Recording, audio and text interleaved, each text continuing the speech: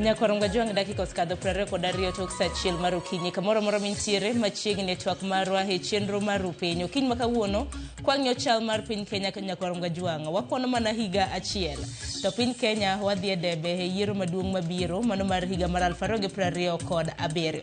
Ang'e dhoudi dhot ka dhot osbedo ka loso odgi to marwa mano makaluo bende waseloso dhodwa mane penjo maduong' okinyi ma kawuono luo tim nang'o motelo ni yiero maduong' mano mar higa mar 2027. Par ni bende obro bedo kwanono dongruoge mopogore opogore ma bende sirikand broad-based osebedo ka kelo kaluo kopogore gi mano siasa mago mag duond buche kanyakla kod siasa mar pesa kanyakla kod kweth mago mag maundu ma bende osebedo ka kelo chochni makoni kod kocha e gwenge mago machiegni twak Nyakoronga juang geno maran ka neno posters ing'e wele ma bende antiere godo yiero mar mondo mi arwak John Nene Nyakoronga juang. John Nene bende okeno kang' mar mokwongo mar bire TV mano mar Ramogi. John machiegni gin mara nicho makare. Erokamano ya Sharon. Amoso ni kwa Ramogi ni oyawre uru. Oyawre ahinya gino mara ni kamora mara mantige magintiere gi duoko kopogore gi Nene Nyakoronga juang bende Senator Mogwel mano Beatrice Ogula bende wantiere godo ko okinyi ma kawuono jatelo kinde malach kapok wanene TV mar Ramogi nyalo na ka thuolo mar moso ni Nyakoronga juang. Oyawre urainya jokanyanam jodala wa kuonde ma untie kendo warwako e budho mokinyini mbaka mokinyini kendo rwako bende owetena mwabedo go ka gi Sharon mbaka ma Nyasaye omiwa thuolo mar goyo okinyi ma kawuono. Erokamano ahinya kopogore Senator Beatrice Nyakoronga juang bende wantiere ka gi wakili Jacob Odhiambo wakili gin mara nicho makare machiegni. Chiemo maber Sharon and amoso joneno wani oyawre uru kendo machiegni retwak mokinyi ma kawuono. Mana kama Nyakoronga juang ote yoro nwa lai mago magote macho karadi ka uchiel nono mbi mago mago ganda yudo wa achiel ka achiel. Senator in machakodi luo tim nang'o ipenjo ni which way luo nation ahinya motelo ni yiero maduong' nikech wano ka dhoudi jotelo osbedo ka romo giloso odgi e yo makare gwenge mago makaluo to chal nade. Ne oganda wa mawinjowa kendo warwako we budho Sharon itimo maber kendo ipenja ni to luo otim nang'o. Wan kaka oganda joka nyanam gima duong' ni nyaka wadhi mbele mane achiel kuom gik ma nyaka watim. Luo otim nang'o joka nyanam nyaka wadhi mbele. Ung'e maber ni e piny yor siasa ka nyaka nene ndalo mang'eny mosekalo ne wasebedo gi ng'atwa Baba Raila Amolo Odinga mane wang'eyo kamoro amora mane entie ni noyie thonwa, noyie chandruoknwa, noyie motwe nikech wan, noyie timo gimoro amora nikech wan, to kendo ne miyowa kwe e chunywa kama ne wantie kane wang'e ni ne wan gi wuodwa, gi babawa, gi jadalawa mane thonwa kendo gorenwa. To kanyocho osetimore kako timore no Sharon, to koro nyaka wang'e ni wantie ngima nyaka dhi mbele. Omiyo gima nyalo nyiso oganda wa kuonde ma gintie to kendo nyiso jowetewa duto ni nyaka wadhi mbele. To wadhi mbele nang'o? Wadhi mbele kwawuotho achiel kaka oganda. Achiel no ema biro miyo wabed jomotegno.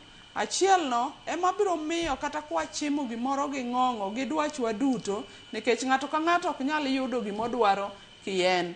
Ka dwaro kian, ka nene odwaro ka en, kokilo dwaro ki en, kata in makoro wago kodi mbaka ni, to mano mari.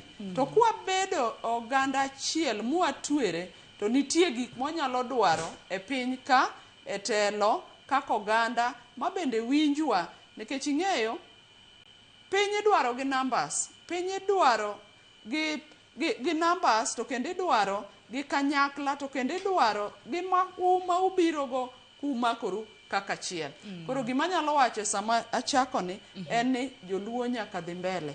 To kendo nyaka wadhi mbele gi dwarowa nikech ok wanyal dok chien wangima sani to dwaro be ni e piny to dwaro go be nyaka wadwar to gik midwaro go be gin rightwa to wan kaka oganda nitie gik mwasekoso ndalo mang'eny omiyo kama wantie ni nyaka wadhi mbele. Tekini ma bende wadhi mbele bende riwruok bende ber ka bende wantiere godo. Akeni nene yo machal nade nikech mana kaka Senator osewacho ber ka oganda riwore kanyakla. Luo ka akeni neno ka oganda oseriwore to ka riwruok ng'a konyowa mar mondo wabed gi riwruok kanyakla. Watim nang'o?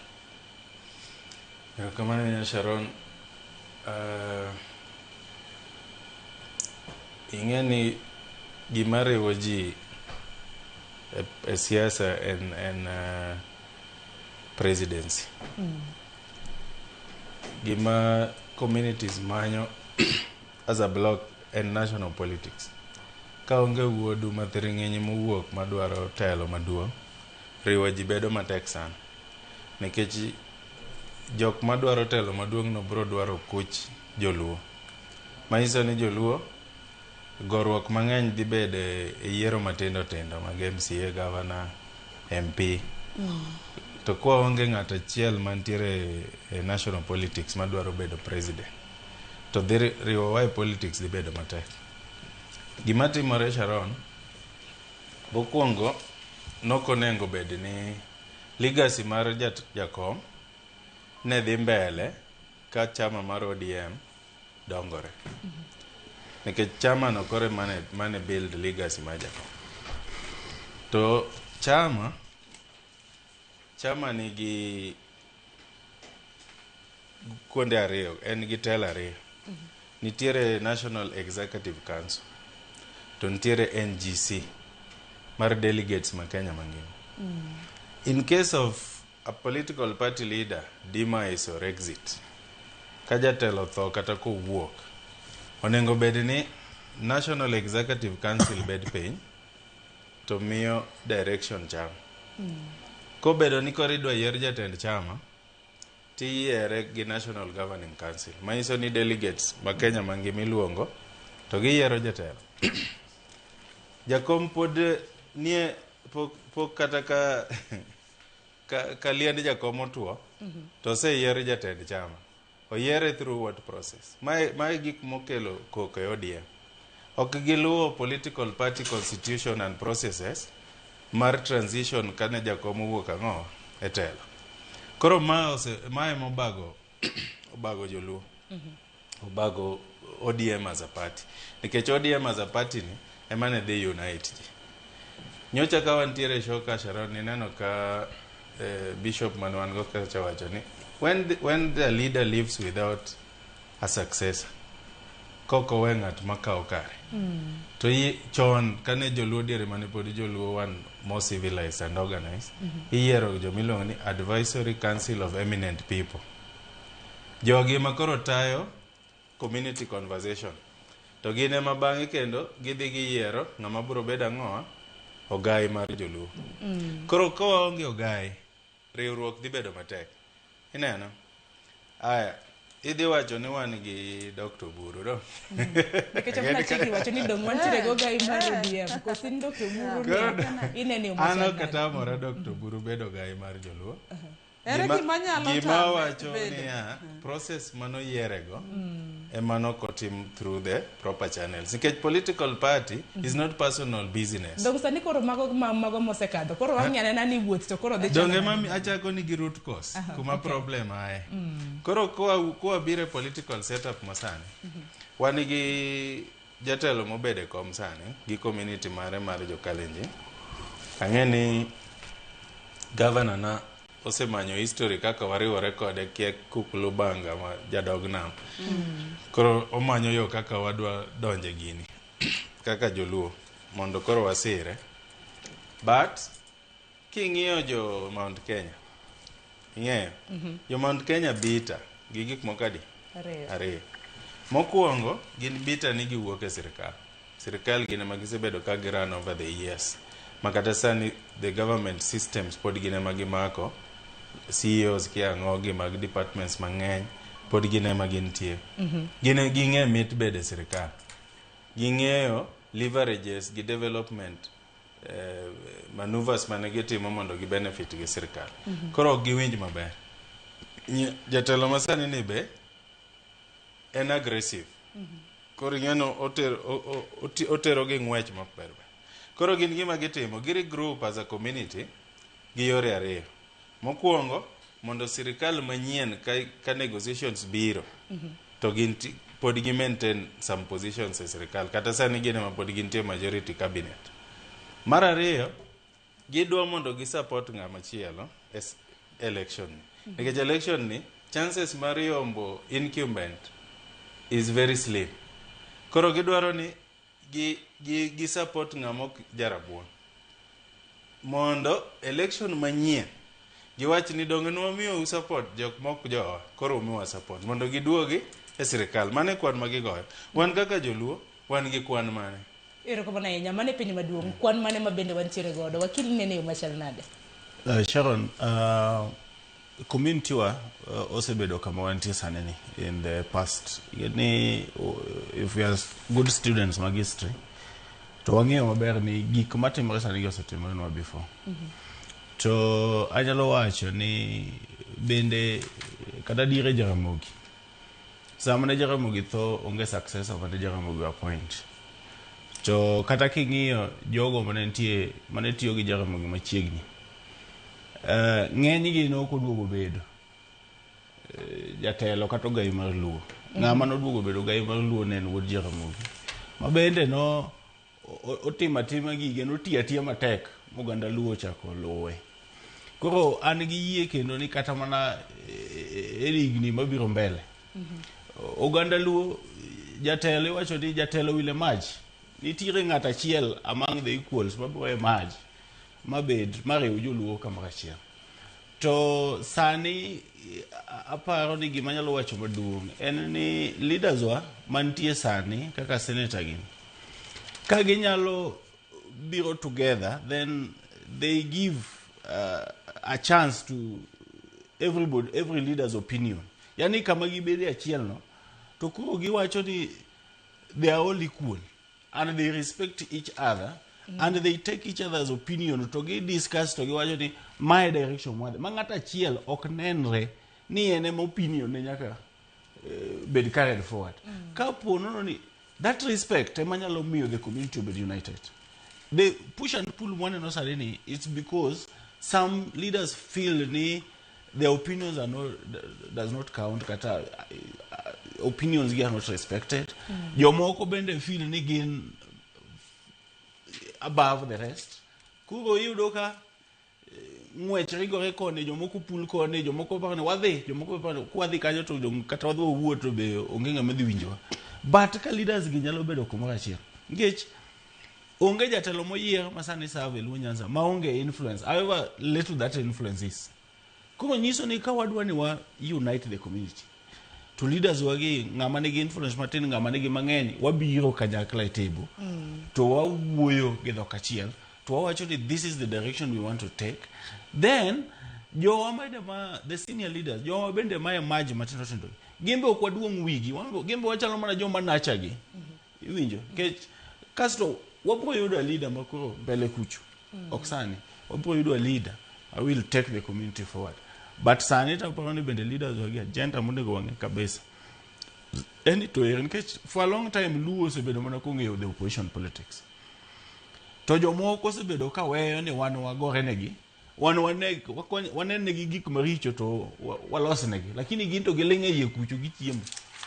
Koro gima onego beni leaders watimo sani kaka jakom no wewa e broad based. Wamany full millers ma wambe wanyalo riwo oganda mamoko mabende ni serikal to wambe wayude benefits ma jomoko mosebedo serikal for a long time nikech wawacho ni wan wasebedo oko ma serikal nyaka na independent. Donc benefits go bendo bedo kwa lose nikech nyaya na jakom wewa serikal broad based. Yes. Gin ber mag mabende Luo osebedo ka yudo dibeni wan bende wasedo dongruoge mopogore. Yeah, kurana nyalo mana kwayo ni going forward which way Luo nation apparently leaders wa will be together to respect each other to gibed gi winjruok makende ma every leader's opinion count the table to get discussed to ginano ni mato ber lakini ma ber maloyo ma to we move together as a community. Sharon kama chako gono en kama kako ganda nyaka wayaw chunywa mar medo wuoye to kendo gima nyaka wawachi ne wayudore kama ne okwa expect wadhi yudore sama wayudore no. To wang'eyo waduto e piny ka ndalo te ni gimiluongo ni vacuum ok nyal bedo kamoro amora. Kata kama wantie ni kane wago mbaka to nyaka wabed mana ji adek. Kane okabiro na leo nekech gimoro kata wakili kata wanene to nyaka yud ng'ato mabedo ka.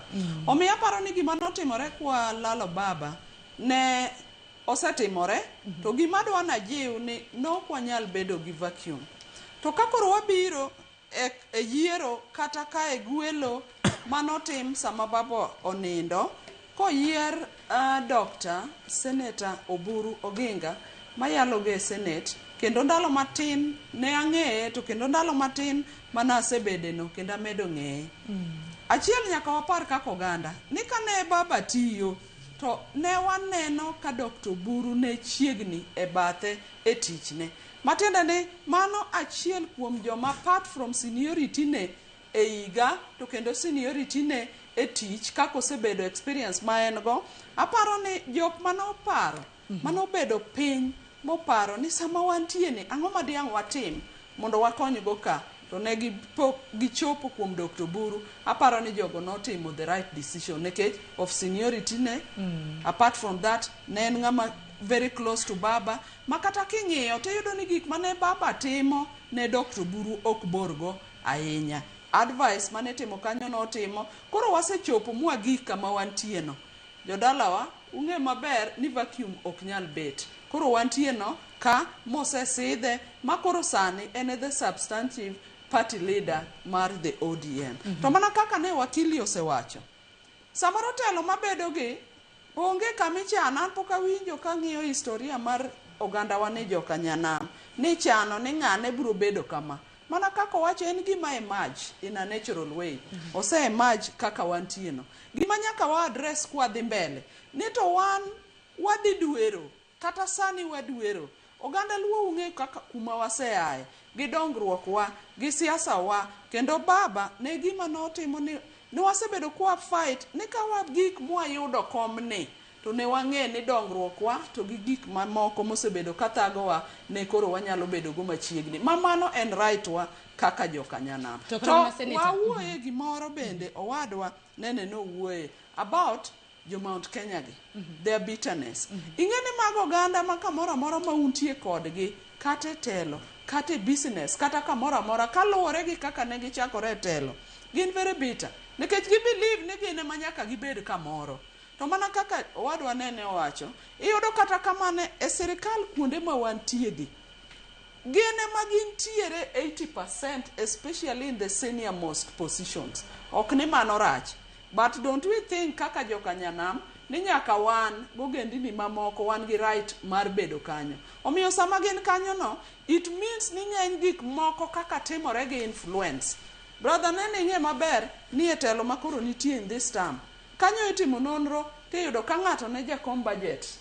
Tiyudo ka budget mar roads 60% otero in their region, 40% Kenya mane the rest of Kenya timang'o yudo. It means ni mage gik mamiyo wan be kaka oganda nyaka koro wamakre mwawach ni kamae kaka wachopo dwachwa to wan be nyaka wabed kanyo, either wabet e sirikal mantie no ka ok wanyal form kata bedo jatelo man kanyo. Bende makela kama ne penjo nikech dongruoge mathoth bende osebedo kata mana kulose sani wuodwa iwacho ni wuodwa mathoth bende nitiere lemo bende sani koro mako lemo mopogore opogore.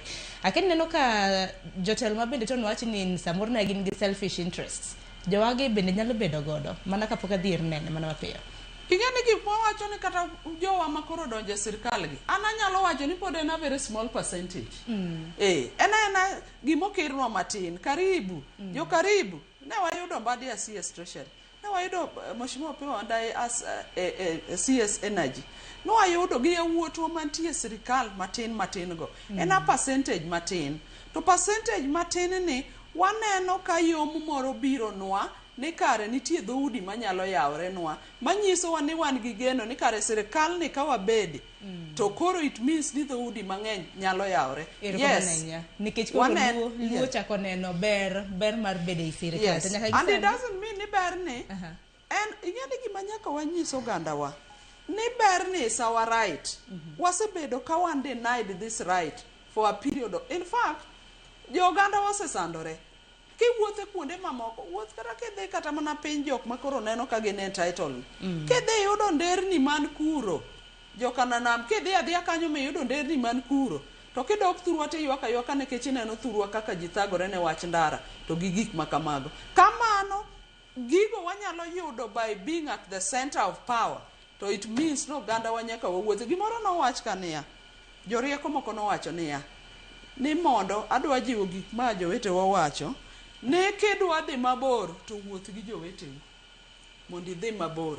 Kidwa dhi kendi kori wuotho piyo piyo. Ok wadwa dhi kend, ok wadwa dhi piyo piyo. Wadwa ni wadhi mabor. Oganda joka Nyanam waso tiendwa sirikal, to mae mobedi chakruok marwa mar bede sirikal, ok sani kende to nyaka chieng'. Erokamano ahinya. Haken nene yo machal nade nikech nwa loso waseloso kotende kod riwruok mano mar oganda luto. Ng'a nyalo riwora gin mana jotendwa. To jotendwa gi bende giriwore. Okuongo mondi wachak gi kanyo. Jotendwa bende riwore. Bende giloso gi dwol achiel.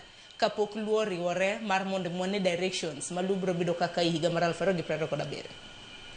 Erokamano ahinya Sharon. Ihane wacho ga ni ng'amo fuochi ema ng'ama riek. To wan kaka joluo wago korwa ni wane jok manoyudo rieko e mbele jomoko gi. Rieko wani bo konyowa. Kech rieko ni onengi tigo biasly. Ineno? The whole world over, kamora mora medhi, every community is biased for their own. Makata sani kidhi kuonde mawacho ni developed Sharon, kidhi Switzerland, you'll not be treated as a Swiss. Swiss nigi more opportunities in Switzerland than any other person. Koro jatelo mora mora kata jotelo moka moka mag piny nyaka bed biased about their community. Joge gi first. Ok en nyaka, it is natural law. Makata ka duoke muma chieng' mane Joseph wuod Jacobo bedo king mar Egypt. Noko treat wetene kako treat jomoko gi. Noko chajo gi kana miyo gi gine. Mago wetene. And since it is recorded in the Bible, it is not wrong to be biased. Koro, ingeni kane ang'iyo dongruok manyanza. Kaka nyocha jatelo ni sani is desperate for our votes. Tata to Kisharon Kian, aneno ni Ruto notimo achievement maduong' sana as an individual. Mokwongo, he came from grassroots, en nyathi maskin. Ok en nyathi, ok nong'e wuon gi ok ong'e. To o fight more bring down gima niwacho ni dynasties. Donge? Makata sani king'iyo siasa maber, dynasties go ma pod goye. KTN kiang'o mago dynasties. Onengo bed ni kwawuok i Ruto, to nwawuok to another progressive leader. Ok onengo bed ni wachako wuok i Ruto to wadok chien. Emomiyo anto, in my own personal opinion, ok support opposition. Kech opposition is not change. It's we are moving one step forward to wadok 10 steps backward. So we are not moving. Onge gima Gachagua, onge change ma Gachagua nyakelo. Gachagua nwa test leadership ne mathin kama. Nineno kaka en stupid dictator. Ngeni ntiere intelligent dictators machalo Kagame gini, president ma China. Tomato is a useless dictator. Is opinionated. Oneno ka their community is more superior to other people. Koro ema wacho ni ya.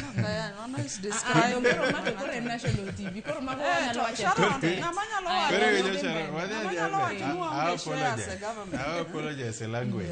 But ate mana express ni ok onengo be nwa wuok to adok chien. Mar ariyo, wan joluo wan gi weakness achiel. Wan ga gi weakness moro mar we don't care.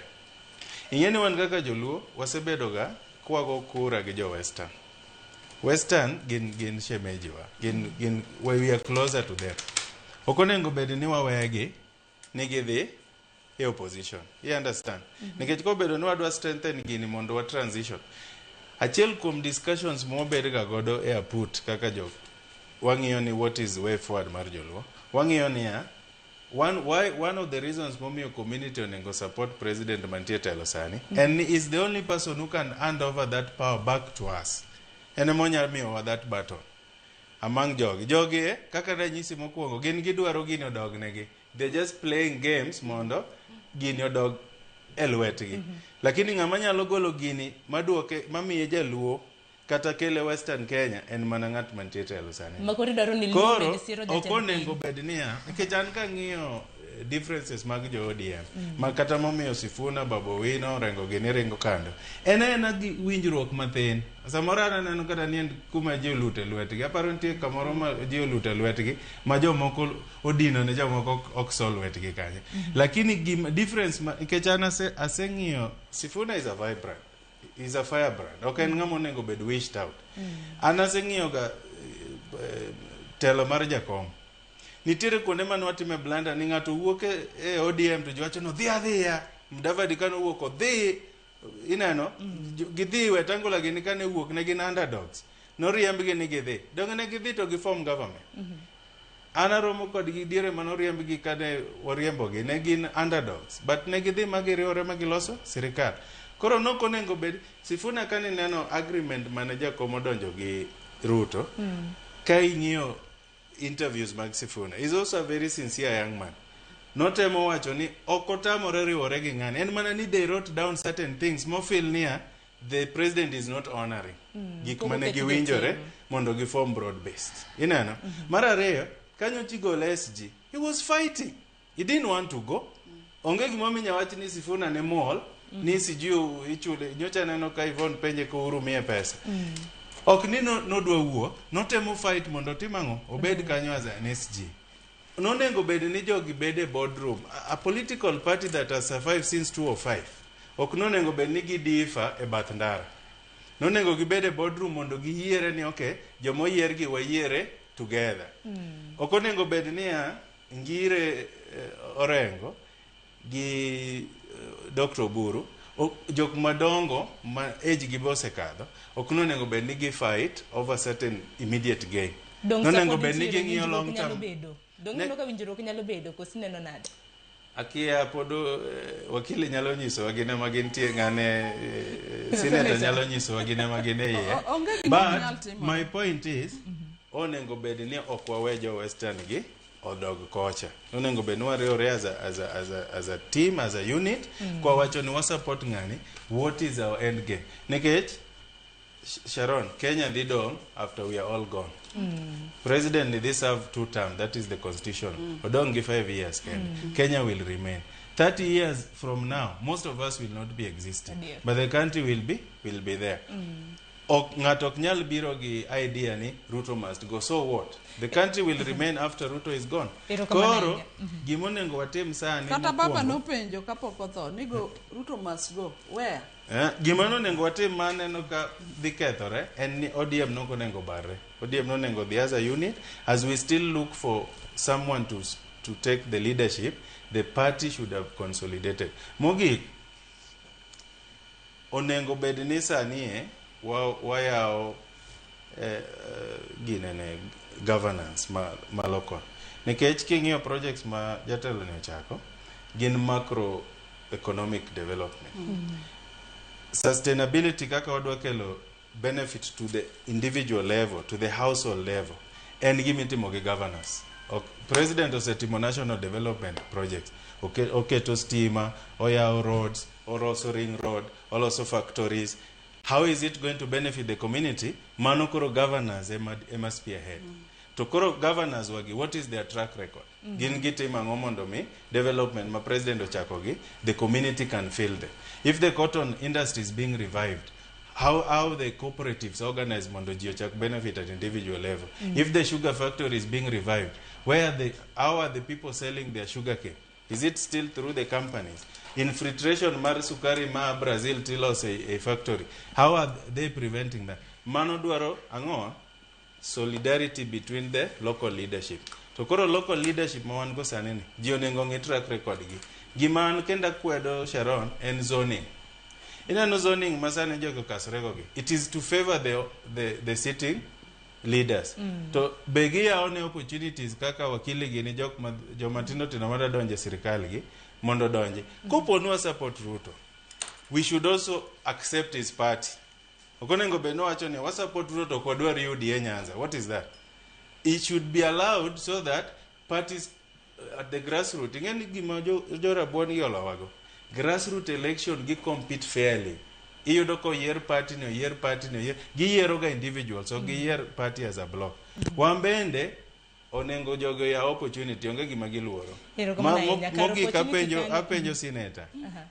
Jok mantiere sani e ODM momakore gi broad based gi. Are they important to the president or the president is important to them? President omako gi koso gine magimako president. Angeni senator bro bedo ka duko mano. Wa mi wakili kutulo mondi. Wakili ni weche mose bedo ka wachore gi duto te. Ide no ginade. Ananeno ni sani nitiere a number of things madhi mbele kaluo matimore in terms of developments. To pod anyalo mana kwayo jotendwa mantie sani nitiere opportunity because we just went through financial year 2026-2027 mane gi time parliament the other time. Kanitiere gik moko ke supplementary budgets bro bire dire ka bro time of fix gik moko kanitiere moko ma pod ginyalo fix within this 1 year modong mondo obi kaluo to mane wanyalo kwayo mondo gitim nikech kato bedo ni wadhi support sirikal ne kendo wageno ni wadhi loso sirikal manyien to samo jo mantiere kuonde magintie sani samo nyalo changes nyalo timbre, you never know nikech it is the prerogative of the elected president to now form a cabinet to nyalo appoint jo mopogopo kata nyalo interchange gi kuro kapono ni jowa mantie sirikal sani kaka John Mbadi Opiyo Wandayi nitiere gik the stretch ma pod ginyalo dhi ka gikonyore gi atandi kasto our leaders gi miyo gi backup to gitem gimoro ma pod nyalo dhi kaluo sani to dhi kaluo. An dongruok mar Luo Nation emo nyalo wacho sani kendo emo nyalo morowa to kata mana leaders wa bende ma are in the devolved units, that is the county government, giteme governors wa giteme resources matin magiyudo recurrent expenditure ubede ma bit njang miweye moro ma bende time gimoro ma ji nyalo neno. Koro governors wa yore wa magiloso kuonde ma fall under counties kitera tinga to ringe wigi tiweyo kamano maka kiny koth ochwe to chak luwo ko gi nini tema dhi. Mane is the challenge ma wan onge tiende los yore apar to gidhi kethore kendo at the same time. Afadhali los kata mna dek kende ti ibuge maber ma okichak iduoge for a period of maybe 2 years. Koro dongruok no ema nyalo kwayo leaders wa ni ka nitiere yo moro amora maginyalo neno nitie madhi mbele kaluo lakini ka nitie maginyalo yudo kendo mondo gichak gimedi gikete then mogik. Ang'eyo ni we have senior leaders machalo kaka Professor Nyong'o. Professor Nyong'o has had a very long history with Governor James Orengo. I believe ni the party leadership gijo moyergi they can tax Nyong'o to engage Jim Orengo. Okapar ni duogo Jim Orengo sha wakanyalo tamre because they have had a history together. Then kuko leaders wa matino tino machalo nyawangaya gini manyocha ko gine governor wa kendo chairman ma party. Gembe giwe uwe mageke kata gine samoro gipimo words magiwacho. Samoro ngato nyalo gombo duogo together lakini Raila ne wacho gani wache ma ibede gi limit ma kiny ko gade mesa to podu nyalo mosoru. Okay, the extreme. Siasa is not enmity. Siasa is should just to be exchange of ideas. Yeah. Kuko leaders wa matendo tendo within the party.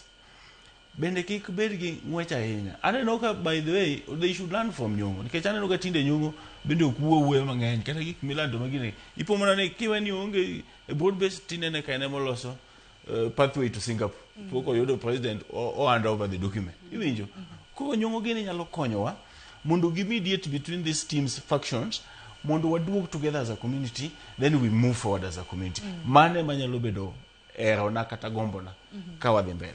Sharon ing'eyo wi wach ma wakili owacho nyaka wang'e kaka oganda ni onge ng'ama puonjre. And mondo idonge piny ka nyaka chiki ti bathi kone nyaka ing'e gima timore kamoro kidhi go mbele. Wacho wach moro ka ne mondo idhi mabor e piny nyaka iwuoth gi joweteu.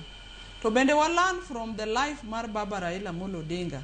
Ni jok mane samoro kwa pa ni baba nyalo bedo go emane at some point ubedo go modhi mbele. Kata makata koko wewa ni dongi ya piem gi President William Samoei Ruto. Dongo gi kaka no gik no gik mosetimore ok wadwa donje. To wane kido moro mane Raila nigo ni no nyalo go steps adek chien kata riyo chien mondo chako go steps ang'wen mbele. Jowa mantie kata wan jotelo be wanyalo kawo mano ni wanyalo go step chien mondo wago dhi steps adek mbele. Onge yo mwanyalo wacho go mana kaka asewacho ni ok wanyal wuotho kaka oganda.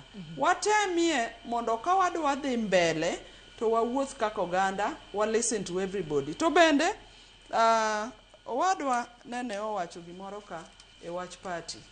Adwa nyisou ni kiwuothe oganda wa, kamoro amora ma ng'ato wuothe, jowa kata wan jotelo, kata kuonde ma wantie gi dwaro wa, samoro neno kwa assume ni jopiny okia gima gidwaro. Jopiny ong'e gima gidwaro nyaka japiny mineno on the ground miparo nokodhi skul cho, kata leadership. Omiyo ano kane gima ng'ato bedo ne threatened, mano kaka telo midwaro kata kaka koro ji dhi chung' en gimilaro. Jopiny ema dhi thego ji, ging'e gima gidwaro, ging'e ng'ama gidwaro, to ging'e ni ng'ane nyalo timo negi Tigeni Senator Sew bende nitiere kama bende nene kanyakla kod wakili bende nawacho. Sani jotendwa udich, nitie joma go one term gi two term, to gwenge magwa to chal nade? Dongruoge gwenge magwa to chal nade? Wan wadich wasiro kom mamalo to piny ka to chal nade? Aparo ni gima ng'ama jatelo moro amora onego tim en ni katigo one term ni katigo two term ni to objective ni gigol ni onego bed japiny. Ne je two term midwaro no, idware nikech idwa dhi timo service moro ne japiny. Ta wakwayo oganda wa nikech ok en gima inyalo chuno. No wang'ie history wa kama wasaye kaka oganda kata gi the president mantie sane ni. Iparo ni sama wawacho ni jomoko wacho ni to koro kia ODM, kia zoning, kia UDA. President William Samoei Ruto geni to ke jok manochako ODM. Omiyo Ruto kawuoyo ka wantie together mwago mbaka. Okapar ka en a stranger. En mana ni ka ji ochako wuoth to dwaro tero ji samore yore mopogore, to dwaro no tero wa kuonde mopogore. To gima nyaka wapenjre kaka joluo ni to priorities wa gin ang'o today. Wadwaro telo? Yes. Wadwaro presidency no? Yes, wasedware before. To kok wanyal yude, nyaka wabede presidency. Nyaka wabede telo no. Wan be kaka joluo jodalawa, wan be wan ga right to be at the table. Miwache gik moko. So nyaka wadog mwa reflect ni to priorities wana ginang'o. Priority wa maduong' an kaka leader ma kaluo at my level. En yuago the way kaka thuwa nitie. Mano kela gima iwacho ni jopincha. Waonge gi yore across in our communities. Manyalo ting'o jowa malo. Nitie gikwa man down. Kata mana stima miwacho ni kidhi thurwa, onge kama inyalo bede. Goganda minyalo bede kata idhi mana romo gi village moro, gimikwongo ywagni en ang'o? Stima. Omiyo samoro amora mwago siasa to wakete ni to priorities wa ginang'o kaka oganda luo. Mondo wang'i kaka priorities wage nyalo yudore, and mano brings me back to gima wakili owacho. Ni wawuoyo in the national government. One be one gi county governments in our regions. Nyaka wa reflect ni to gi serve wanang'o. Osiptende wachalo nade. To be jothurwa nigi pi. To be yore matindo makalo mae gweng'ni kadhi gweng'ni monengo county governments go tim bende timore. As we focus e telo mamalo mwadwaro mabe nyaka wabedie, to nyaka wang'e ni to development wato chalo nade kaluo. Kik siasa ni mi waumre wach siasa ni ma jomo nego tiwa be koro tim ang'o? Ignore tije monego gitim. But nyaka wa focus in our priorities, which is telo mwadwaro, which is dongruok mwadwaro, kato wang'iyo ni kako oganda luo to wadhi kanye. Owadwa wacho gimoro maber ni ng'ata kani kamoro idwaro gimoro ne jodalau. Mano is the first priority. Omiyo kata oganda wa joka nyanam, kuadhi e wach sirikal mwadhi ma koro wantie ni, and wantie by right. Nyaka wabedie, nyaka wabad part of this. Ero kama nene nitiere penjo mana John no penji kapok adhiera nene mar mondo mi watwage. Nowacho ni sani wane modwaro jatend piny koso jatend piny ema dwaro jotendwa koso nang koso kata as a community wane modwaro jatend piny koso jatend piny ema dwaro. Hata wacho ni wadwarore wate. Gimomiyo wadwarore wate, ase answer e gino bende kanyo. Openjo nyalo penje two way, okang'eyo, but wadwarore wate. Jatend piny dwarowa nikech joluo gin part of jo Kenya, to bende wanyalo riwore kode mwalo sirikal mabiro. To kendo wanyiso jothurwa to ka wariwore gini mwaloso sirikal mabiro, mwabede mesane, to ere rachne. Nikech nwaneno ka baba no otho, ng'ato ne nyalo wacho ni ni babe manyicho miwa CS ni omiwa ni maybe no nyalo bolowa, pok obolowa nyaka sani. Kendo waneno the commitment ma en go to our region. So yes, odwarowa to wan be wadwaro that leadership. Kama na nyaka ni nene bende senator udwoko penjo niyo makar nikech ngeni sani kana mnakwangi kaka siasa gore. Wano kana mna imbo mar piny Kenya dimension mabende waneno ka gikao. Nyanza bende pod kuma wantiere Masawa dimension mna Sharon gimadwa wacho ming'ada wan kako oganda wa wadonjie gini wawewe thuolo nyaka joma go sirikal go. I'm telling you all they want en bede wi mesano. To ging'e ni joluoko bede gimoro to wabede gi pachwa gi dendwa te. Koro kama wasedonje to kik ng'ato wuondwa ni wagore ni wadhi. Koro kata waloya dwarang donge dwaro mana ng'o donge dwaro mana tel kata joma moko kata jo Mount Kenya ma rebel gi ka gibedo invited to the table kik par no gibiro weyo. Koro kik wabed oganda ma wane ma jomoko dwa nodhirwa oko mondo gidonji to wan be wayie ni wadwa dhi oko. Erokamano. Koro kik ti kodwa koso wati kodgi mani dala ma jodala unitie jaluo ng'eyo jaluo nigi kido moro kama nyathine nitie oko bagi kidi nyithindwa nitie sirikande ni manorwaki oken kata John Badi kende oken kata mano Pio Wandai kende wan gi Attorney General wan gi wuodwa mathiring'eny Dr. Raymond Omolo mosebedo kanyo mane wayudo kanyo to poni kanyo kendo rwakowa kanyo. Jaluo kik wabedi ni kama nyathini nitie ikaw kidi tigowe. Erokamano ahinya nene ineni machal nade. Sharon anacho ni sanie mondo mi okay wa support kata kwa support serikali. Nikech ngani siasa okinyal chuno ng'ama onge siasa mondo donje siasa. Sani ka wakili ni siasa gi senator gine moyiero we choose between who to support. Okinyal wacho ni jogi richo to there is nobody else gine magin kanyo. Wa support serikali strategically. What is our end goal? What is our exit plan? Gimoro amora mitimo in life in project management you must have an exit plan. Ko wuok wan kanye nikech anta feel ni kane jatelo ni wuok to jaluo monengo bed president nikech kaluore kaka wasegore ne piny ni onengo bed ni sanie wasechako strategically organizing ourselves makangani wuok ni to hand over the baton to us. Kikiwe ni handing baton en ni bo miwa meya you have to be prepared nyakuikru mar kao pay ineno. So number 1 gimonengo watim sani en niya okonengo wawe institution miluongo ni ODM party of collapse.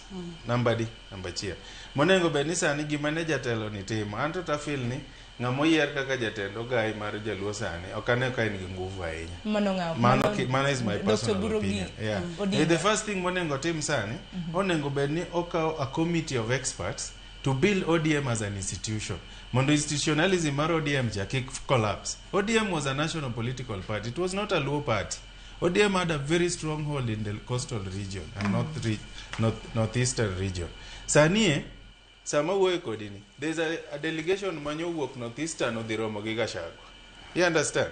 Iniparo ni can you see a scenario where oriecho wuok obiro romo gi our party leader? Kata mana jo coast. We are narrowing our potential to the Luo community. You cannot rule a community by yourselves. Jakom nyocho weyo kose temo consolidate the whole community nyaka jorabon gi nyocho kawa section of them kanyocho wuok koso kamano senate. Koro nengo beni ODM should now be built as an institution. Okao jok marie kaka wan mon kai wakonya loso ODM as an institution. Makor neno kambi mar ODM duono. Mondo duoga koro bed party ma strong mondo wabed gi that power mane wan godo e parliament. You understand? Makobo ni serikali wuok to parliament wan gi nguvu. To dongi mani socho wacho zoning cha kiwacho ni zero zoning to power bende mar mondo mi ODM obed kode parliament bende dwaro numbers but ngeni awacho ni let open up competition but be strong. Be ngeni kiloro na ji competition to you are even killing your potential. Kiyao ne ji to ji people ODM will still get more condition. Kidhi dio competition mar ODM to ji ofwenyo ni okwal coach gi omage otimango bro bedo gi a lot of effect to the national politics. Nikech onge gima joluo lusani kagi gocho ne national politics. So to consolidate them, ODM must run as an institution. Number 2, Sharon, development agenda mar Luo Nyanza is not going to help the Luo community because the Luo community as a whole, we don't have the buying power. anyalo miyi example. Luo kanyocho tim mineral mapping. 34% of the total minerals ma Kenya ni Nyanza. Minge gino. To sani kidhi mathin Migori kuma ae, the people who are benefiting from that mining gino ria gi jo Kikuche. Joluo ni e bugo githo e bugo kucho. Jok makoro timo trade. Joma nigi buying power mar nyiewo gold no ka gidhi uso gino ria. Maybe jaluo achiel gi Waindi. Iwinjo? Gima devolution ok otimo ne joluo to timo ne community moko gite. And ni Luo leaders were not biased about empowering the Luo community. Manyiso ni contractors manonengo bedni miyo nderni kibiro Nyanza joma timo contracts gin jomwa. Kane mama Ido biro Migori oluongo contracts and Migori noria onge jaluo kata di ok ni joluo ok nyal yudo project go to jatelo cha kidhi in jaluo komiyi omiyo ja tribe moro to joluo mane ntiere Marsabit mane agricultural directors ango kane sirikal odonyo devolution noriemb gi te ne giketo jogegi ne gimiyo contracts jogegi Kikuyu gimiyo jogegi devolution nobiro mondo kony jo kanyo makoro se moro koro sani neno ka joluo igelit cha nyalo bedo adier anyisi sani Sharon companies mantiere donam of takers ma sani wacho ni blue economy moger Victoria Fish Farm gine Victory Farm nitie Victoria Processing Farm nitiere Kakamega Farm gigo te owners gi ok joluo dengi kata sani jomon gigo ok joluo aya production system masani dhi timore koporo ni koro jatelo noloso factories madongo odhilo gidwa revive Homa Bay Fish Factory ma Nyanza go bedhi mbele ibro dwa production ngama nigi pesa mabro timo production jamoe mabro timo production yet the county public resources mantiere elwet jotelo mag joluo is not going to the Luo community, is going to other people. Koro mano dhi miyo niya wan gi mwandua to gi benefit jomoko. An gima penjo ga senator ang'o momiyo wakunyo gold to gold market ni Dubai? Why can't the gold that is being mined in Migori sold in Migori? Mondo jo Dubai ko bio nyiewo gold e Migori market. Why again do we do value addition of gold in Dubai? Koro magi e development. Wadwa nene dong ni neno ka Thika noger mana gi rech ma Lake Victoria. So the question was factories go dak bed butwa mondo nyithindwa oti koro seo dine jotelo jotelo manego bed ni ansani gima neno ne jotelo onego tim. You this emotional development agenda mageringo kiwa empower mine kiwa wago nyocha neno ka senator na otimo rambe mar jo boda onge ng'amonge kata no raise pesa di anafwenyo ni kararambe ma jogi goyo ni kiwa empower women gi solo mana pes gi ma campaign Senator Pauline pokaneno mari kore yudo ka jogi nogolo pesa kipenjo jo boda go ni umiu pesa di ni ano orna 10,000 mpesa ene mochako choko pesa no it was not dinero ne gi yudo maberbe jomoko yudo 2,000 it is not organized okolo achini okay jo boda dwara ngo. What are the other projects they can do on their own? One of the place monengo sani okete pesa mondo watan round in agriculture. Nikech Sharon nitie climate change. Weather oken kaka choncha. To jogwen kia wachno gin pod gipuro nya choncha. People are losing big time jatel. Kata kidhi egwen idhi neno. There is a looming famine. Why? Gin gipuro gi the old methods. To sani any weather ma Kenya pattern has changed to one. Either it is too cold or it is too hot. Manyiso niya nyaka wapuonj jogwen ka new modern technologies kako nego gitim agriculture mondo gi harvest in 2 months. It is happening in China all over, we seeing everywhere. Why can't our governors buy simple machines through youth groups and women mondo gitim agriculture? Kikao 1 billion county yudo pesa di yearly. Kikao 1 billion tiketi agriculture, you will see the life of people change like this. Ibro yudo ka piny ochiek mikia kumitere. Nekech land wa pod virgin na puro sunflower gweng kucho noga keto fertilizer nikech agricultural expert koni ni land ni virgin ine mikuongo pure gi tinga in engamo kuongo puro lobno gi tinga ji pod puro mana gi dhok nini nobody is doing proper agriculture. Koro jotendwa gi onengo focus on development to politics be kikwawe onengo wa control our party to be an institution mondo kwa konyo ng'ani ko wuok ne to wadonjo. Pero kama na inya wakili dibedi koro seo bende koro dhine jotelo ka jotendwa they a let down to the Luo community. Koso wan kwasebedo kwa yiero jotelo makare nikech wan gi potential mathoth. Mana kusebedo kuwacho minerals wantiere godo. Wantiere gi nam, wantiere gi lope, rem ntiere kare. Sharon, mana kaka dene wacho ni our leaders have been a very big let down. Jo tendwa osefel jowa makaluo kabisa. Ineno kata mana weche makoro timore kaluo ni koro wadonje national government koro timore. For example, agriculture mwen. I come from Homa Bay County. Kama uoke wan gi river Sondu Miriu. Kabondo Koni wan gi river Sondu Miriu. Very fresh water. The other side nitie nam. Dong Sondu chamanya nyaka teko stima. The other side nitie nam Homa Bay kocha. Ti yudo ka jiwacho ni Karachuonyo tuo. Okunyalo pur. Karachuonyo the entire Homa Bay is black cotton soil. Yes. Ni iwijo ni Karachuonyo ni otuo, ni okunyalo pure. Ni jondhiwa gi be mapuro to bende gipuro mana gi ginene. Kade bed ni nyalo kawo wach maragi kacha mo wacho ni leaders wanyalo kawo wach maragi kacha seriously. We can be feeding the nation. Nikech wan gi pi ma we don't need coal. Yes. Sama weather focus change wan wanyalo puro dire oro. Sama ko chieng' rieny mineno ni. To jogo pidho bando. Ineno bando mipulo Nairobi ka minyiewo bando achiel siling 50. Jo wanyalo puro bando to they don't so. Gibiro beto kucha gibiro to jake puodho to giyudo pesa gi kanyo. Ko kata ngacho de yudo ko sogulo ne mana nono samo no se jake no se chulo wa pesa wadogo. Iwinjo. So what we are saying is leaders wapoko bedo intentional. Kata mana watch tenders mini and this one I want to Senator Biti Sogolagini Mondo, you take this seriously. Mondo pin down our governors. Onge ka Kenya lodo waro ni mondo economy ma local grow. Tika oria from notista na mimio a local road table.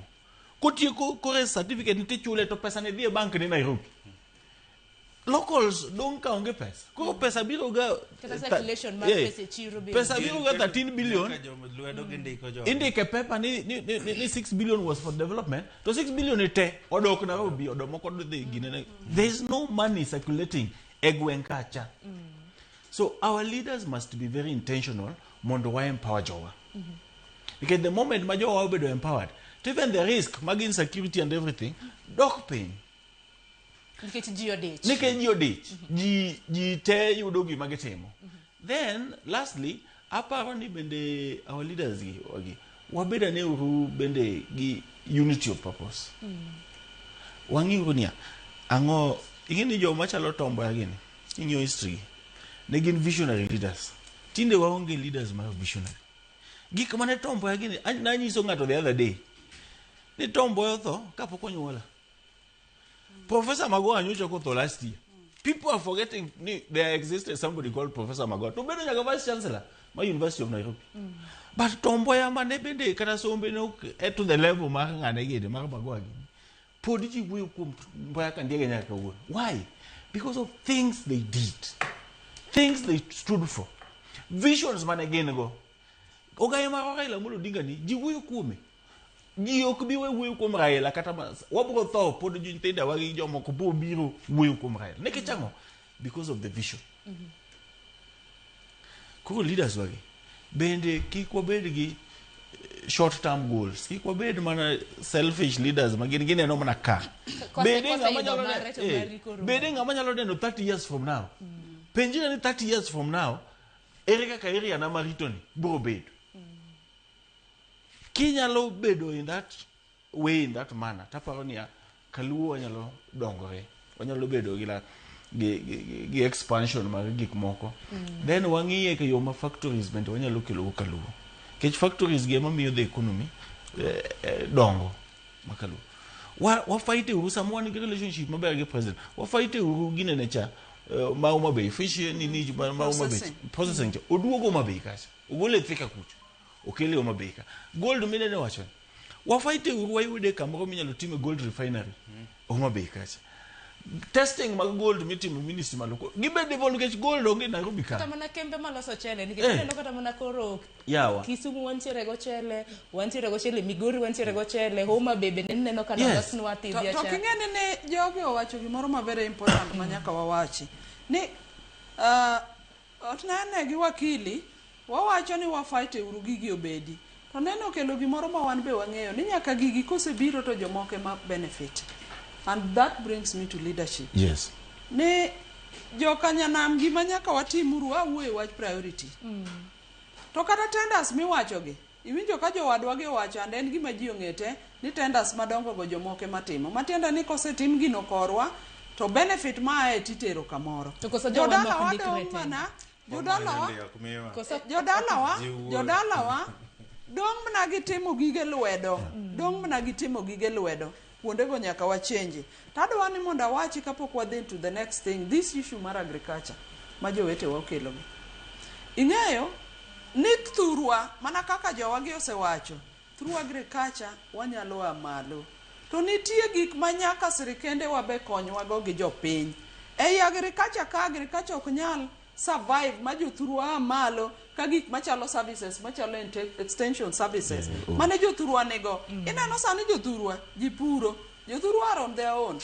Gipuro, a farmer decide ni kodhi ni, emodhi komo, kada services, kane wadongo wan, wakili ni biro achien. Waneno kandalo mane wadongo, ne nitie agricultural officers mane biro ga piko.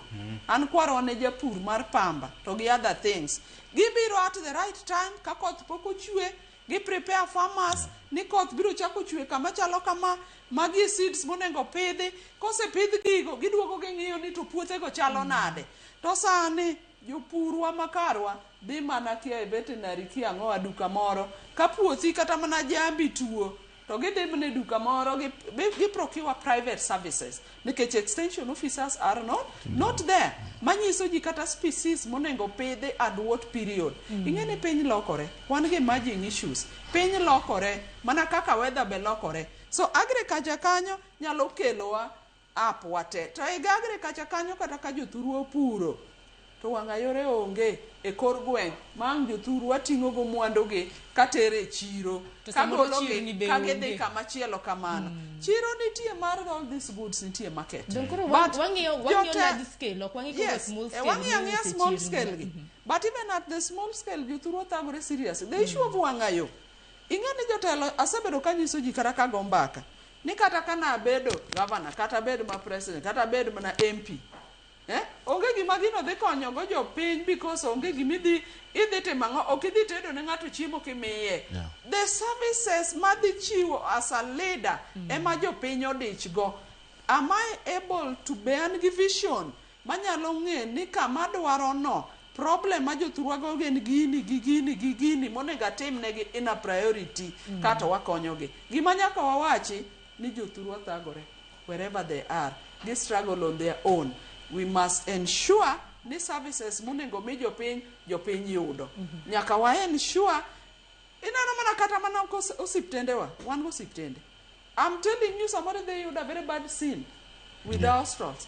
Kiyudo ka jape, ing'e gimomiyo noket ni ya ni nitie public facility because piny te wang'eyo ni nitie population mok nyal afford services go at a private entity. So wan kaka leaders, wan kaka jopiny, priorities wanyaka wa set kako oganda luo ni to wadwaro ang'o thurwa, to gini wadwaro time nade, nikech wadwaro telo, wadwa bede itelo, to kata wabede itelo ni to ok wakawo jopiny e chunywa, nikech kata telo mibedo no ibedo on behalf of the people. Nyaka wang'e ni jopiny gi nyaka yud gik ma gidwaro. Ero kama na inya. Bana one thing mana dwa medo ne wacho kaka ODM nyalo bedo ni mondo tege. Anyalo jisishako ni the only secret ma ODM bo bedo go chama mane Raila we. En ka leaders wage tebo bedo gi. Odhi otimo gi miluongo ni free and fair nomination. Not free and fair nomination e wach. Giwe japiny ma kawaida cha, japiny cha oyier ng'ama gidwaro, to ng'ama japiny oyiero ema gimi ticket. Kigiluong ng'ato hotel kata tiendaka kamoro kata chomo kamoro ni imiye ticket. Mano to gidhi yudo a number of elected leaders madhi duogi ODM dhi bedo mang'eny. To ponono ni gitimo gik moko mane timo diere mane Raila jakom nitie cha. Ke jakom to jopiny no makata gimo ne nyatimore marach to kosebiro kale area no to wacho ni jodalawa ko watimo kama ne jo winjo wang' ne jakom onge. Ka utimo mistake ni o choose ticket e hotel kate choka moro kate paw ndege kami waiting room launch kama ji idhe ndege ka ng'ato dwa fuyo dwa dhe kamoro to wang'ni ODM the only way ma ODM nyalo bedo go strong and nyalo yudo more elected leaders giti gi paja pe erokamano ahinya nene en gi paro mane erokamano Sharon an adwa endelea gi development matin gimachielo ma wan godo ma sleeping giant ma wan go en lake sani lake olil wild catch onge sani kidhi Nyandiwa kuonde lake region go idhi mana nyiewo ring'o sani rech onge oserumo rech go biro Nairobi okidhi yudo rech e dho nam nikech rech thin yomiyo rech thin wild catch odhi piny nikech nam olil kiland Kisumu tineno ka nam brown ntiere one of the experts mar rech wacho ni sewage rech ok nyada kanyo what they can do ginyuolore kanyo nikech chiemo ng'eny then gi move gidhi Tanzania kuonde maler Uganda kucho koro jobe kokoros nodhi kocha to Museveni go gi bunde ok nyal dhi ko Uganda kucho so the first thing monengo ti mondo mi develop obi Nyanza Sharon 2007 kono wuok university 2007 was the only time mane ji oneno ka lot of professionals no bire politics even though politics mar ODM no mess a lot of people up manok gidonyo ma most of them from diaspora kuonde no dok they were really frustrated sani neno ka politics mar gunism ni ingeni politics mar gunism ni is deliberate to prevent professionals from coming to politics kech ngat moro madwaro just sell his policy talk to people he doesn't want to bribe people bingeni onge gimanda man human dignity kaka bribe ni jaduong man gidala ne 1,000 it means that yani ngano is helpless a whole human being who has lived for over 50 years biro kwa is 1,000 what is it portraying to that community you understand koro gik machalo bribe gunism gigi they are there to support leaders who have no vision onengo sani joluo manyocha dwaro telo ma jok ma nyalo lead the community obie politics ineno wakili ngata man gi desire to help the people obi nekech kata jogi tim nade they are not going to control the people nineno gimotimore Olkalau people are very intelligent now they will eat your money they will vote with their brains koro onengo wayed jotelo madwaro dongruok ne Nyanza namcha onengo luoki onengo bekete maler gimanie bwo namno Sharon is wealth moko nyatieko since God created the world rivers are throwing things in the lake gold ango nini organic fertilizer gigonia bwo nam kanyo ko gigo bedo clean the amount of employment madhi bedo that lake region can the lake is not only for fishing the lake is used for recreation sports the lake is used for transport. The lake is used for so many things. One lake in Manalupo, jionge pesa. People have no capacity to joke around. Nijitemo skiing, ango, nini, boat racing. Yeni kidenyo, ionge idwa mana chiemo. Koro wadwaro ni telo ma Nyanza ochak lokore mondo one gi economic potential maonge community mango. One gi minerals, one gi lake, one gi agricultural potential to wasomo be. One gi the idea to bring up serious sustainable economic ideas and plans. Ingeni na sewache TV ni mang'eny ni economic blocks ochakore gi wan manwa kelo ingeni mondo mi expand economy nyakibedi ga wider area. Jolue mano figure out that we need to have an economic block that is touching on so that we have a wider market kataki produce gimoro locally to in one the largest economic block and LREC 14 counties ineno koro gimoro moro se bedo figured out visionary leadership e makorodo ka ODM is not going to provide that visionary leadership ineno ngato kaka Dr. Molo he's not a politician he's an expert and he's doing an amazing job in fact in the whole of leadership Manyanza ngama konyo Ruto genuinely and Dr. Molo which is giving him numbers and ngamo timo statistics registration masani timore Nyanza majio ka okura ineno kaka numbers wani mana IDs nini ene motimo jomodongi to gin emotional. An kwanza county mojoga en Migori. And politics 24 hours. To gina koro gichalo nyithindo. Oyundi, sijui ang'o. Nini, sijui ni. Instead of government sitting down and planning and developing, onge county marich Nyanza Kanya kaka Migori. One gi gold, the whole county is agricultural. It has agricultural potential.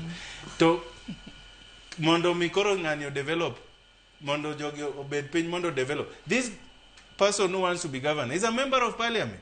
This other one is a governor. These are leaders. They're supposed to sit and plan the region and develop the region so that the development record speaks for them. Lakini koro gionge gimagi nyalo nyiso ji, ginyiso ji gimilora milaka nyithindo mathindo.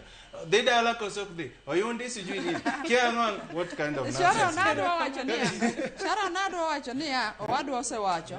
Ni wan kako ganda kik thurwa jogwa. Thurwa nene ema wan go onge machielo mwachakwa yudo. Omiyo gima nyaka watim ni all of us nyaka wa participate e loso thurwa e yo maber mawadware. Adwa na comment wach moro jambaka wadwa wacho kate wach yiero mar ODM. Adwa na nyis joka Nyanam ni yiero en nyaka gima kelo pressure nikech ji dwaro ji te. Ji apar dwaro gimoro achiel. Ji adek dwaro gimoro achiel. Omiyo ng'ato ka ng'ato dwa tiyo gi ojusi ne te. Jomoko dwa wuok gi dirisa, jomoko dwa wuok gi dhot, jomoko dwa wuok gi gimoto. Gima dwa nyisou ni asebedo kan be wuotho kuom jopiny e dwarona. Tadwa nyisou ni gima find out nene ni jopiny ong'e gima gidwaro. They know who they want. Makata gik ma ji timo go ji biro timo atima to jopiny mineno gi ong'e ng'ama gidwaro. To an gadier ni kata ODM as a party, kata yiero mabiro, ODM nigi structure mar yiero, ODM nigi chikene mar yiero. Adwana an gi geno ni ODM as a party be oting'o jok ma very intelligent ma nyaka bed ni itgi be giketo on the ground. Omiyo adwa nyisou ni yiero wadhi e yiero kwachimo ni odwa to en ot achiel, to odwa ni nyaka walosi obed gi maber, to nyaka wawuoth kode nikech ok inyal dar e odu ni dhi e od ng'ama chielo, to nyaka walose waduto mobed kama ber.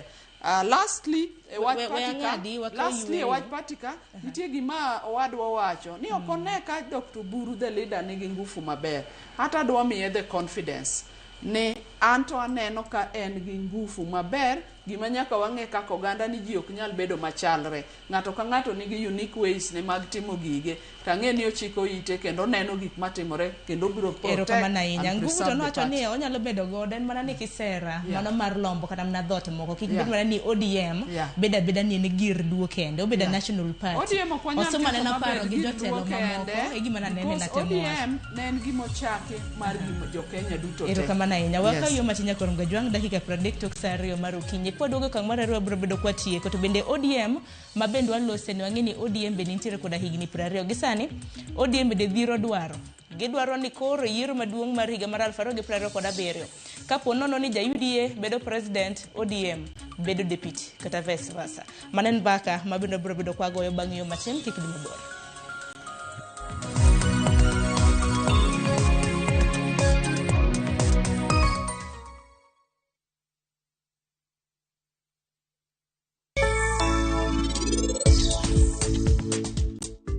Donge anno ka idora tiro mar bedo jaodi kae. Koro anna paro ken samoro nyalo idora tiro. Ratiro maber mar bedo min nyathini. Ntie gimoro achiel manyaka wayego ka. Ni samoro Sanjo iyo wang' gi pari. To kendo nodwa ni mondo riembe odni. To be unu neno kaka pari ko idro tigo moro amora matin.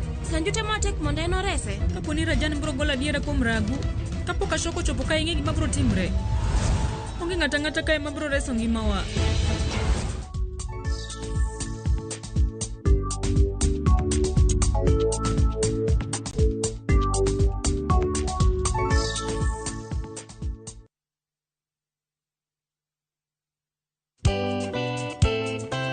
Ngeso ka ngeso, saparga chiel mamidhiambo.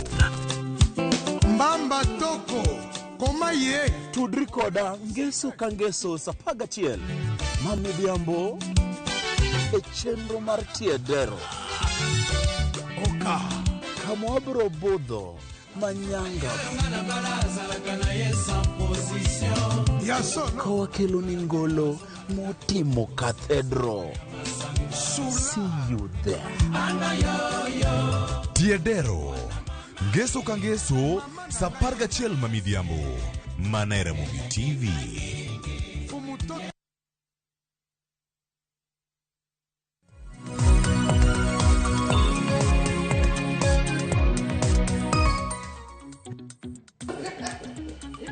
Nyakorongo jwang dakika 32 tok sari mar okinyi machiegni wadhi nyime gi twak mar okinyi ma kawuono luo tim nango hanno kanyo ka Shamotho Obila iwacho kanyo ni Sharon gi pacha jaluo pod chandre iwacho ni chandruok maduong' e Kenya ka nena twara kendo kod pile kane Kenyatta oyitiyo kod Jaramogi atwara notamore Uhuru kane tiyo kod Raila ne atwaro tamore sani ka Ruto tiyo kod joluo sani Ruto rachnegi matek an gi pacha Baba nowewe sirikal en owuon mabende nokedo ne matek okwaikore mar dok opposition wacho ni wasiru ker kae kama ber nitiere katika mano kapok nokoyo matin nikech thuolo man noka ngadowa nego bedni watiko gi dakika 45 aparo na chako di okil nikech kasa sani kiwacho ni wateg kata mna oteg duond bura mar ODM nikech duond bura mar ODM bende macho ni nani gimbie gwenge mago mag Nyanza kidhi coast kidhi western kin mamoko sani no kanyo ka Junet bende biro dwaro mar mondo mi ODM obed gi jalup jatend piny nano kanyo ka gidhiro Wycliffe Oparanya wach makmane dwa cham anaparo gi pacha ni leaders wa sentiments magigolo ema bende temo goyo chama piny aparo ni ndalo tema sebede siasa ka ng'iyo kaka ogai marwa mano Senator Raila Amolo Odinga ne temo siasa ni en more interested in tego chama grassroots mobilization gik moko ni ati who is a presidential candidate gini ne biro ga mano automatic be kendo nitie jok mane lando mang'eny didwa chung presidential candidate kasto yudo ka bang'e giduogi consider babe mo wewe ne gini even other coalition partners kaka Kalonzo gini nani Wetangula gi kane gibiro kada dire code 2013 ne gibiro lakini gibiro gineno ni adier ODM tema ni giwafuezi mang'eny ko we wamegi the man to the flag bearer so ko man deputy gima chama nyalo timo sani you don't have to ask for deputy president. Just strengthen party at the grassroots level. Kata mana keribo neno ni yawa. Jogi chama ni tek. We amigi mondo mia aselka nikech adwa western to gine magine western kacha. Mana unity of purpose mana wachacha. Gi make sure ni coast our stronghold region kaka coast to be intact. Gidhi to kana kumane kaja komne dhi edire moko tiluoko ne jokalolo ne nyaka pien UN wangayo. Iwe ni gine ne biro. Giket to kana jo bed intact. Give my community ni what solidify my community. Inipa ni president ni birach. Okambo boko neno ni bwana ODM ni to ko we wakawra di betka. But you don't ask. Ani ngine tinde gima ko kana do kana no ga moko wacho ni we demand respect. Ni se bi ching wate ja komne wacho ni ngato ni I demand respect. Mako sentiments ya kumja ko. Jacob ni neno mana ka you respect because of who he was and how he carried himself. So if the party can get back to the rails kama ne Amolo ni wanyalo dok kama ne kaka ne Jacob timu gik moko. Bwana we will not even demand respect. Respect ibo me wame. Nikech podi da tege kaluo to pod wantiere koda gwenge mamoko. Gwenge mamoko gi kill these leaders together. Onge gima kaka sani, onge gima nyalo mono the party tax kata mna nyongo mana wachacha to intervene between Baraza, Oparanya and these are the leadership mondo ge unite Kakamega because a divided leadership maka Kakamega nyiso ni awawe toka Kakamega more the day but kwa yudo kaki kilo Oparanya gi ngane ne gi Baraza together gina bina bura gina gite okilge kanyo owuoko gi solidify was ni Kakamega wadhiveiga wamanya ni usosi angonga nani otichi lo jogete waduogo gi kamora chien then those are our strongholds. What they busia, Omani kaka wanyalo kilo leaders magubusia together. Yeah? Then what they kunde kundeka Nyanza alone. Okbimi omiwa deputy president. We don't need to demand for these things. We just need to make our party stronger. Kaka nyawangawa landega ni south of Sahara, north of Limpopo. Huh? Onyalo mana bedo strong. ka wakilo wa activate with the grassroots politics ma jakomcha to wakilo party motegno ibro yudo mana ka jatend piny bro wacha kende ni kama kuro chopeni to waneno ka areas gigina kata muna zoni you don't even need zoni ero kama na inya Sharon anadwa wacho ni ipenjo ni to wanyalo dwaro the running mate taduoke ni why not wadwaro gima nyalo yudore wadwaro gima nyalo yudore achiel jatend piny nitie koro wabedo kode watiyo ok running mate no kende emo nyalo dwaro to wadhi dwaro gik moko duto manyalo yudore but waduog back ni tang'o mabiro miyo wayudo gik mwadwaro gi wanyalo mana yudo gi numbers nikech ing'eni jatelo go siasa mar dok kata oherowa to go siasa mar dok odwaro numbers odwaro solid blocks emomiyo ajiwo gik ma jowete wawacho ni yawa wawuothuru together kwa dhi mbele to kwa wuotho together kwa dhi mbele as a party gi regions mane wan go to gik mwadwaro te wadhi yudo achiel wadwaro deputy president ang'o ma dimon wadware wan be wan a region in this country to bende ok wadware kende ni kata ODM no kende kwa nyalo yude ne kata jadhodwa to kendo diang bede maber motima ng'owa moloyo to nyaka wabed strategic en gimi dhi ser tisere gi numbers isere gi blocks ma utima ng'owa ma ungo gimomiyo nyaka wadware dongo wawacho ni wadwar ni nyaka wabede power kok wanyal bedo president no to nyaka wabede serikal no to power ne gik mawuoyegi telo mwadwaro gi kata makuro wan go sani kata mana CSS ma wan go magi power ma Dr. Buru wacho so wadware onge gimomiyo wanyalo weye to kwadware ne mana dhoudi moko wadware nyake dalawa ka joka nyanam ka wadware deputy president gikano ka thuolo bende dekalo karo mana nya Sharon ng'enia nitiere wishful thinking nitiere reality the reality ania there is a very high chance ODM is going to collapse. ODM is going to collapse because of the current leadership ma drive ODM. Ingeni jok ma drive ODM sani ma dhogi ng'eny they are very few. They can even talk to the president to promise them ministerial positions and government duong. But they should attract also a generational shift mapogiye. Why do you think Sifuna is becoming so popular? Inentegi ma kata pielo nyocho wuoyo nyocha nene ko wuoyo e graduation ma Kemo. Nowacho niya chieng' mane Nyerere wuok e sirkal no it was a generational shift. Generational shift ne onge nyinga no e Kiswahili. Koro ne gidhi gimanya dhok moro ithuri kujol kungatwa. The one reason why Sifuna is becoming popular overnight is because there is a new generational force in the country right now. These ODM leaders are alluding to. Sanimondo may counter the Sifuna power. You have to bring a very vibrant young leadership in ODM. Very vibrant. Nikechika ko biro ni rieko gi pango gi goko konge jomalo joluo. Kanyo lakini ase uoyo even with the young generation of leadership manentiere ODM before. Okado luongo some of the names, but they have been sidelined. Nyaka joma ne miyo Nairobi ni bedo stand still. Gionge sani mainstream ODM decision making. Penyo machielo ma penjo senator entieka. Who is controlling the finances mag ODM?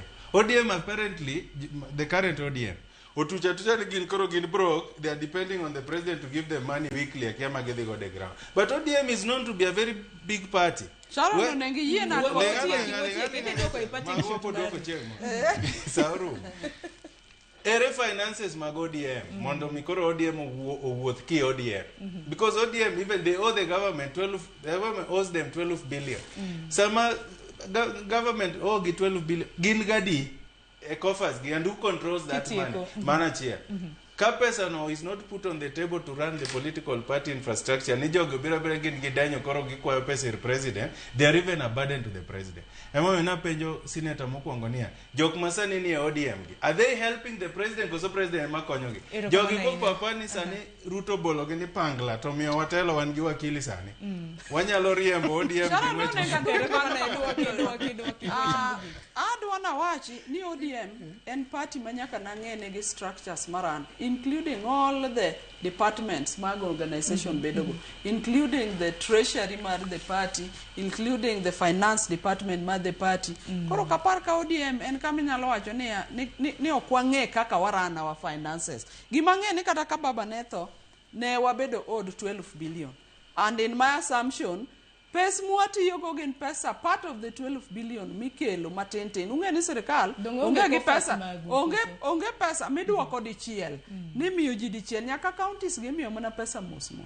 Sort of like kaka ji duto ODM nigi makoro jatend piny ema miu mos koso not jatend piny ing'e poguru nene poguru jatend piny ne poguru jatend piny gi the national coffers. ODM is a legitimate formal party mayudo funding ne formally as expected kendo gi manage. Second thing madwana wache nene wacho ni ODM is going to collapse. Let us all come in to say ni ODM en odwa, let us make it work. Kama waparo ni ok timre maber no, we should ensure not timore maber. But ok believe ka ODM ema nyalo wacho ni dhi collapse, kare parties moko ma briefcase manyo chake gi to kare dhi timore nade. ODM nigi structure ma is recognized, office bearers ma collapse ne ok apar ka gima yot. Wageru odwa ka wadhigo mbele. An I believe an pod an gi geno ni ODM nyalo bedo party ma tegno kama ne amulowe and anyalo mana kwayo leaders wani mondo wang'iuru yore maber mwanyalo tego go chama. One was support the leadership and whenever needed ni ka udwaro ni mondo opinion wa kata udwaro yo moro ma mwanyalo konyo wan ka mondo wakonyu mondo chama gi legacy mar Raila odhi mbele.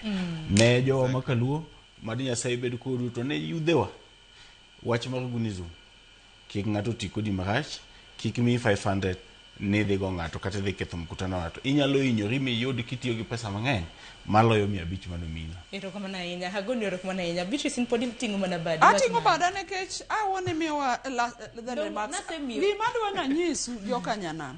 The issue ma Sifuna gini onego wabed only inclusive nikech Sifuna gini are part of ODM, gin joma ODM emogero. Waparura ne kata orengo gini makoro nitie kata baba mani kama ne nitie age no. Jowa duto makoro ne sani kuonde ma gintie wa once in the shoes mar Sifuna kuma entie. Koro gima temo wacho en ni ya magi are products of ODM and okane gimoro mosekethore mang'e. Ung'e ni ya a party like any organization nyaka bed gi some order. Okonyiso ni ka gimoro ji ok owacho maber ma ji ok owinjore to ji kethore. But adwana mi joka nyanam geno ni odwa enot achiel to bende gima dwa wegigo ni wakomuru gi nyidho machwe kaluo sane ni kawaneno mbele. Erokamano ahinya Senator Beatrice Ogolla, erokamano ahinya wakili Jacob Odhiambo kanyakla kod Job Nene kuom biro e twak. Jakorgo Jwang, dakika 45 tok saa 2 mar okinyi wamake gi kanyo. Men twak mabedo biro bedo kwagoyo kinde ka kinde mar mondo mi wang'ien na dongruoge mabende biro nwa kaluo. Jotendwa bende kik ubed mana nogo one time gi to tam to dongruoge manego bed nuchwalo na jopiny tok chop kare. Orituru masani ibedi odiochieng' makare, wanero odiochieng' makiny mabiro en chenro mar poko pogore. Nyinga Sharon Ng'aw.